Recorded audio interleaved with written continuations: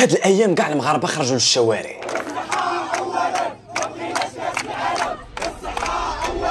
باش يحتجوا على الحكومه ويطالبوا بالتعليم والصحه.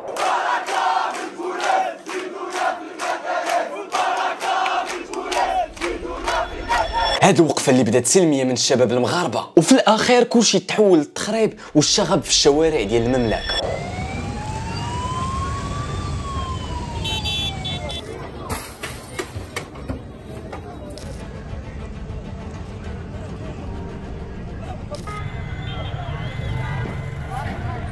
كاين اللي تقطعات لي رجليه، كاين اللي تضرب بالقرطاس،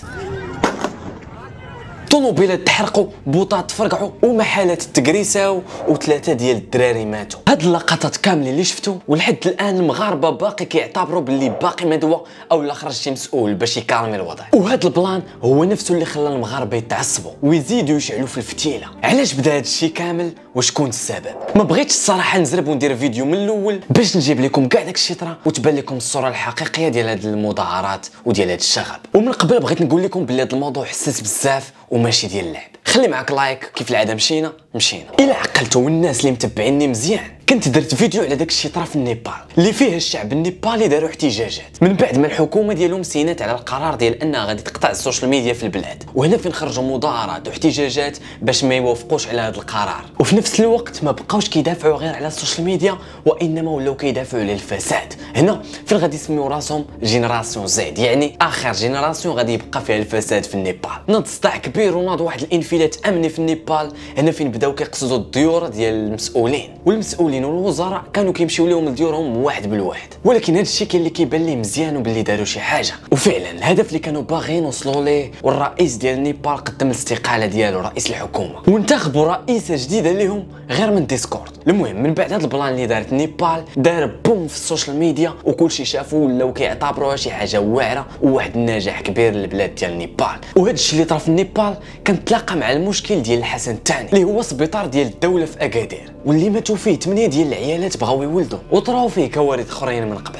هنا فين اتفقوا الناس ديال اكادير باش يديروا وقفه احتجاجيه قدام السبيطار باش هذا السبيطار اللي كيسميوه مستشفى الموت اللي كيقولوا داير بحال المجزره يتحسن ويعطوه قيمه والستاف اللي كاينه فيه تولي تعطي القيمه للمواطن. وفعلا من بعد هذه الاحتجاجات وزير الصحه مشى الغد ليه باش يشوف المستشفى ديال الحسن الثاني شنو طاري فيه. هنا فين الناس د المغرب كامل شافوا باللي راه ماشي غير مستشفى الحسن الثاني اللي داير بحال هكاك، ولكن شافوا باللي حتى المستشفيات في مدينتهم دايره بحال هكاك. وهنا فين قرروا باش يديروا وقفه سلميه في كاع المدن الكبار في المملكه. ومع البوز اللي كان داروا السبيطار ديال الحسن الثاني خرجات واحد الحركه اللي سمات راسها جين زد 212 اللي هي جينيراسيون زد 212 كتعني الرقم الدولي المغربي. شفنا مقاطع وفيديوهات ديال الناس بزاف خرجوا، وكانت هذه الوقفه عندها جوج ديال المطالب، الصحه والتعليم.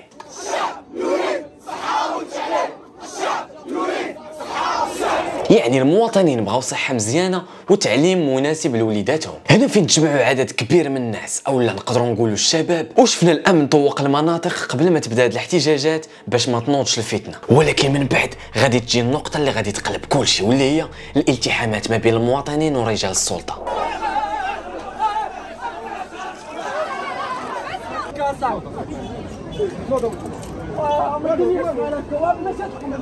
هنا فين غادي تبلبل في السوشيال ميديا فاش غادي نشوفوا البوليس كيهزوا دوك المحتجين كياخذوهم وكيطلعوهم من صطفيت قدام انظار الكاميرا والصحافه. شفنا المخازنيه كيجريو على المحتجين وشفنا التحامات بين البنات وكذا، وهذا الشيء كاين وموثق بالفيديوهات اللي صورتهم الصحافه. دابا باش توضح لكم الصوره كامله وكلشي يعرف شنو كاين غادي نبداو من جهه الامن. شنو كيقول الامن سيدي؟ كيقول باللي راه ماشي من حق هاد الناس انهم يخرجوا ويديروا هاد التجمعات بدون قانون، حيت كيعتبروا انه اي احتجاجات بدون سابق انذار راها كتشكل خطر، وكيخص ضروري في الاحتجاجات يعلموا السلطات قبل ما يحتجوا. يعني المؤسسه الامنيه المغربيه لا جاب الله ما منعتش هاد المظاهرات وهاد الاحتجاجات غادي يتسموا هما ما كيديروش خدمتهم. دابا نجيو نشوفوا من جهه المواطن شنو كيقول. الشباب كيقولوا انه هاد الوقفه اللي داروا من حقهم، والدستور المغربي كيعطي الحق لاي مغربي باش انه يحتج، وكاين في الدستور حريه التعبير. يعني هنا غادي نشوفوا السلطات كيطبقوا غير خدمتهم والمواطنين كيحسوا بالقمع. وهذه هي البؤره اللي نوضت المشكل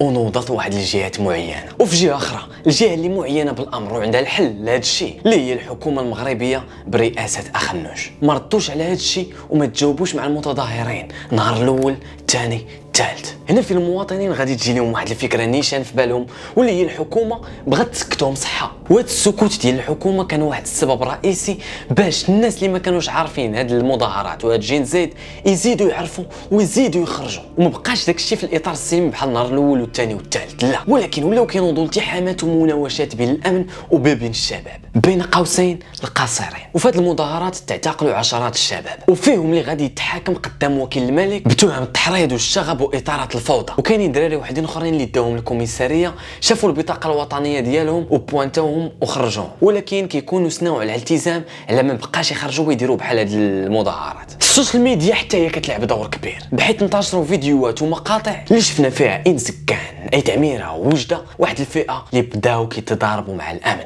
بالحجر. وهذا الشيء اللي بدا غير سلميه من عند الشباب، دخلوا وسطو بزاف ديال الدراري اللي بغاو يديروا غير الفوضى وبغاو يسرقوا ونوضوا الشغب، اللي بداو بالحجر والتخريب وتخلاو على السلميه. شفنا في النهار الرابع كانوا وجدوا اي تعميره شنو داروا، واحد الفئه دخلوا وسط هاد المتظاهرين واستغلوا الامر وكيهرسوا في الممتلكات العامه، بحال البريد بنك وبحال المزينات ديال الشارع اللي سنين وداك الشانطي ديال كان ديما كندوزو فيه، شحال هما كيقادوا فيه تشتت كامل. وبداو كيحرقوا الطوموبيلات سوا ديال الشرطه سوا ديال المواطنين. واحد حرقوا ليه مرسيدس ما عرفتش شحال واصله شي 90 مليون. واللي كيضر في الخاطر واللي كيبين باللي ما بغاوش شي حاجه تقاد في البلاد هو انه بداو كيدخلوا للمحلات ديال الناس، دخلوا لواحد المحل ديال الذهب ورزاو مواطن بحالهم بحالو، ودخلوا لواحد الصيدليه رزاو مواطن بحالهم بحالو. وفي وجده شفنا صطافيت دخلت في دري وتضرب في رجليه، واللي شاف داك الفيديو ديال داك الدري ورجليه كيفاش دايره ما قدرش ينعس ديك الليله. النهار الخامس من الاحتجاج كان عباره على ليله سوداء. واحد الفئه من الدراري استغلوا هاد الشطره وبداو كيتعداو على الممتلكات الخاصه، بحال خونا اللي سرقوا ليه محل ديال الذهب، بحال خونا اللي سرقوا ليه المحل ديال التليفونات. وماشي غير هادشي، شفنا واحد الفئه في القليعه اللي قصدوا لا بريكاد وبغاو يدخلوا ليها، وكاينين اخبار على انهم بغاو ياخذوا الاسلحه. وتخيل معايا كون طاح السلاح في يد هاد النوع اللي ما عارفينش كاع شنو كيديروا وممكن يكونوا مخدرين. وكاينين اخبار دابا متداوله على انه بعض الدراري كيقراو في لافاك اللي كيدعموا الانفصاليين ديال البوليزاريو هما اللي خداو الاوامر وبداو في هذا التخريب. ورجال الدرك كان عندهم الحق في هذه الحاله باش يتيريو في اي واحد قرب للاسلحه، لان هذا الشيء ما بقاش في احتجاجات سلميه ولكن ولا في مؤامره. يعني ماشي اي واحد غادي يقصد الاسلحه، وبصح يتيروا في شي وحدين ماتوا فيهم بجوج وكاين اللي كيقول ثلاثه.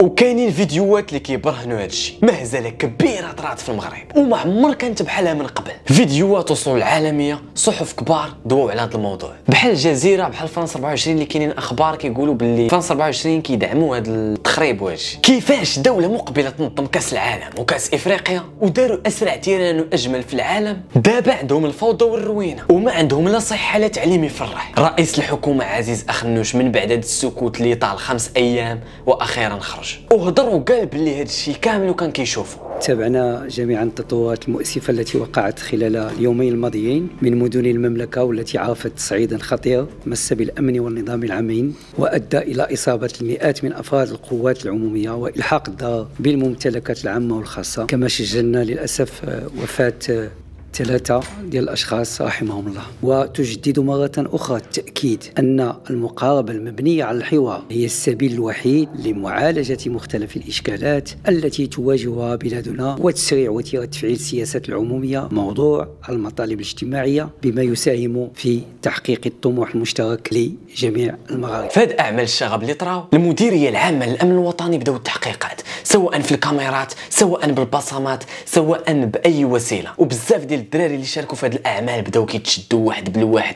دابا تقريبا شي 500 واحد تشد. والمديريه العامه للامن الوطني بغاو يعرفوا المصدر الرئيسي ديال هذا العنف ويشوفوا كاع المتورطين واللي كيديروا برامج على التحريض على العنف اللي كيقيدوا بها هاد القاصرين بالتخريب الاملاك العامه. وهذا الشيء ديال التخريب والشغب ما دخل لا في مظاهرات لا في سلميه، وخرجوا ببيان انه اللي حصل وتشد وتبتوا عليه الدلائل سواء الكاميرات سواء البصمات سواء الشهود غادي يخلص هذا الشيء كامل. وخرجوا بيان واضح انه ما غاديش تكون المسامحه والعقوبه ديال هذا الشيء من 20 عام لمؤبد. وغير اليوم في الصباح قدام الكوميساريات بزاف ديال الامهات والاباء كيبكيو على ولادهم، ولكن هما في الداخل عارفين ان المصير ديال ولادهم ضاع. والحاجه اللي غادي نقول لهاد الشباب ما تلوحوش راسكم في التهلكه، لانكم كتخرجوا على راسكم، كتخليو واحد الثغره كبيره في حياتكم 20 عام للفوق، كتأذيو والديكم. وخرج بيان اليوم من الداخليه انه 70% من الدراري اللي كيديروا هاد الاعمال ديال الشغب قاصرين. كاينه واحد الفئه من الناس كيقولوا انه كاع هادشي اللي طرا مدروس، وهذا الشيء مخططين ليه الاعداء ديال الوطن